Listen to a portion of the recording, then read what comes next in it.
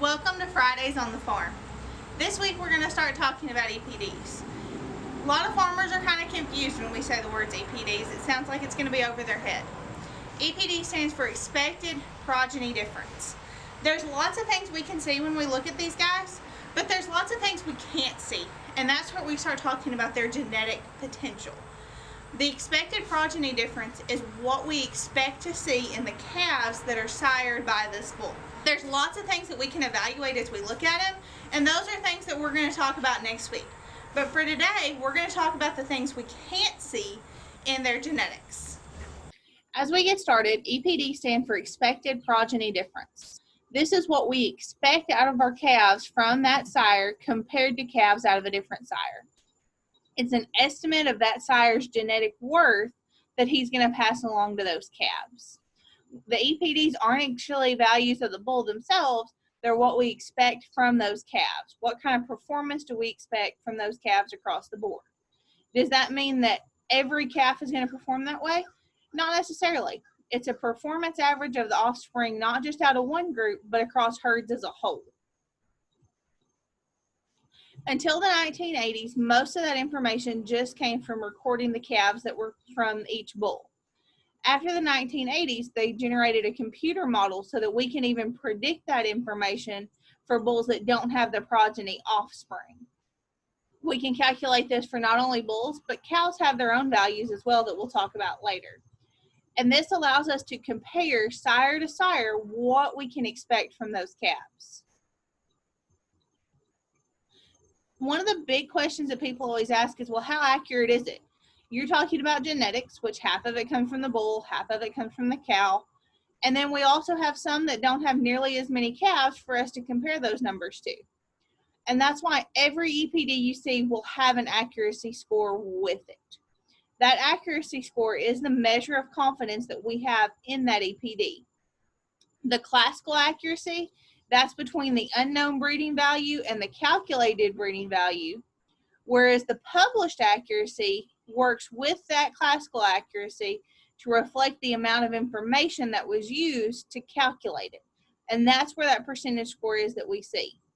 Anything above a 0.7 we consider to be highly accurate. If it's below a 0.4, it's considered to be low accuracy. That number is not just influenced by the amount of calves that a bull has reported, but how widely distributed they are. If the only calves that are ever reported are from one farm, that number is not going to be as accurate as if that bull is producing across several farms as well. Pedigree-based EPDs are the ones that don't have any progeny information for us to use at all. These are computer-based on their parents' EPDs. For example, this calf, we only had EPDs on a sire, which you actually saw on the last slide. He was out of a commercial cow, so she didn't have any reported numbers for them to use to compare it to. So his accuracy levels are much lower, if you notice, because there's not as much information there to work with.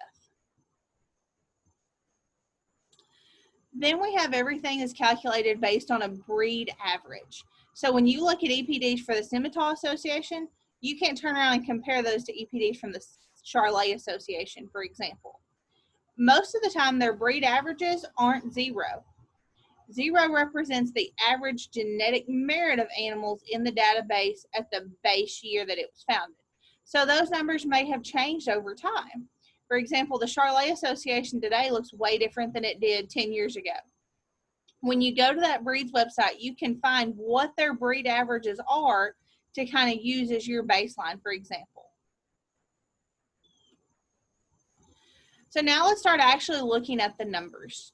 When we break down EPDs, there's several different traits we can examine. We're going to start with what most people start with, which is growth traits. Most of us that are buying bulls, we're concerned with raising calves, so our first thought is, how are those going to grow? We want to look at birth weights, wean weights, and yearling weights just to get us started. As we start talking about growth traits, we have to start with birth weight. Birth weight is the expected average difference in the pounds that those calves are going to weigh when they're born. Remember, this is the difference in pounds, not necessarily the pounds themselves. Birth weight is the single largest contributing factor to calving difficulty that we have in herds. If you're worried about having to pull calves, birth weight should be one of the first EPDs that you're looking at. Let's look at these two bulls for examples. In the Charolais Association, their breed average that we saw on a previous slide was 0.4. Sire number 4 here has a birth weight score of -1, whereas sire number 15 has a score of 1.6. On the average, if we look at the difference in those calves, we would expect sire 15's calves to be around 2.5 pounds heavier than sire 4. Now, when we look at that, you also have to consider that those are out of cows that were also managed similarly. If you have cows that you're feeding a lot differently, those scores may not be the same. So, example, if you're looking at putting those on different groups of cows, you have to make sure you're managing them the same to expect to see those differences. If calving difficulty is one of your main concerns, for example, if you're working with first-time heifers, this is really important to take into consideration as you're picking out a bull to put on them. Not only is birth weight important, but marketing weight is as well. If you're one of those folks who market your calves at weaning, you would be really concerned with your weaning weight EPDs. Again, this is the expected difference that we see in the average calves at weaning. This is evaluated based on the genetic influence of their pre-weaning growth rate. So let's look at these two bulls. The same two we looked at on the previous slide. Sire 4 has a weaning weight of 23. Sire 15 has a score of 34. Just like Sire 15's calves were going to be a little bit bigger when they were born, it makes sense that across the board they're going to be a little bit bigger at weaning. And while that difference of 11 pounds may not sound like a lot, let's take you're putting your bull out on 25 cows. Those 25 cows have 400-pound weaning calves, for example. This week at the sale, their market price was reported for a 400-pound calf to be around $164 a hundredweight. That'd be $16,400 for your 25 calves. Versus that 411-pound calf would come out to be $16,851 for those calves.